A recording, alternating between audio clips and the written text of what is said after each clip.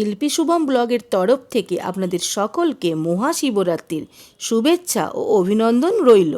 যদি তোমরা শিবরাত্রির ব্রত পূজা করো তাহলে অবশ্যই শিবরাত্রির পারণ পূজাও করতে হবে। সেটি হলো আগের দিন শিবরাত্রির পূজার সময় যেসব ফুল বেলপাতা দিয়ে বাবার পুজো করা হয় সেইগুলো কিন্তু সরিয়ে ফেলতে হবে। তারপর শিবলিঙ্গকে ঘি মধু মাখিয়ে পঞ্চামৃত গঙ্গা জল দিয়ে স্নান করিয়ে নিতে হবে। তারপর শিব বাবাকে চন্দন পৈতে আর আকন্দ ফুলের মালা দিতে হবে। একটা ঘিয়ের প্রদীপ জ্বেলে দিতে হবে।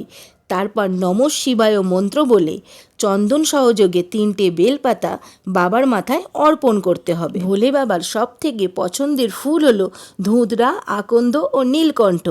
এই দিয়েই কিন্তু বাবাকে পুজো করতে হবে, তবেই কিন্তু বাবা সন্তুষ্ট হবেন এবং ভক্তরা বাবার কৃপা লাভ করবেন। তারপর পারণ মন্ত্র বলে বাবার কাছে অঞ্জলি দিতে হবে।